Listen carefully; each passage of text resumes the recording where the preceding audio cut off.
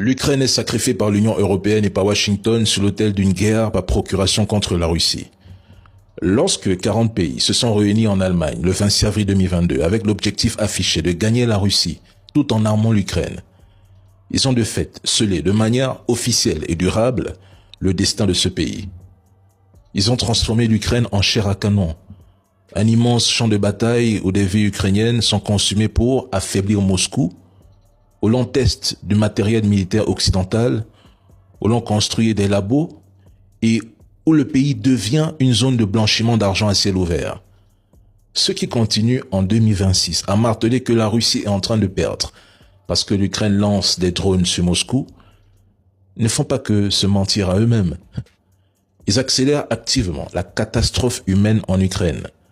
Chaque livraison d'armes supplémentaires, chaque soutien occidental, chaque billet de dollars prolonge l'hémorragie. Nous assistons à une démographie ukrainienne en chute libre, des villes rasées, une économie en ruine et une vague migratoire massive qui déferle déjà sur l'Europe occidentale. Depuis plusieurs années, des responsables européens ont promis aux Ukrainiens une adhésion rapide à l'Union européenne et à l'OTAN, ainsi qu'un soutien massif. On leur a même annoncé une victoire rapide en 2022 et la possibilité de reconquérir l'ensemble des territoires passés sous contrôle russe. 4 ans plus tard, le constat est amer.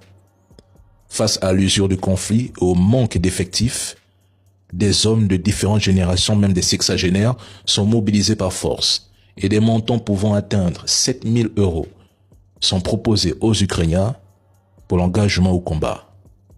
Pendant ce temps, la situation dans le Donbass évolue.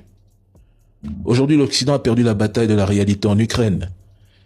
Il a cru pouvoir épuiser la Russie avec des sanctions magiques et des livraisons d'armes infinies à l'Ukraine. En réalité, il n'a réussi qu'à épuiser l'Ukraine et à s'épuiser lui-même.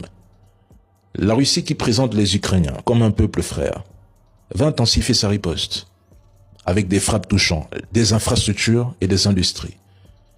Des civils chercheront encore refuge dans les abris et les métros pour survivre, tandis que des millions d'Ukrainiens fuiront le pays.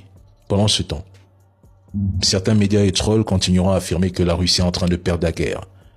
Une guerre dont presque toute la partie sud de l'Ukraine est toujours sous contrôle russe. À l'inverse, en Iran, les États-Unis ne contrôlent même pas 1 mètre du territoire iranien. Ils n'arrivent même pas à prendre le contrôle du détroit d'Ormuz. Vous faites des comparaisons qui n'ont pas lieu d'être. Pendant que vous encouragez l'Ukraine à combattre leurs frères slaves, regardez la situation de la population et regardez l'état du pays.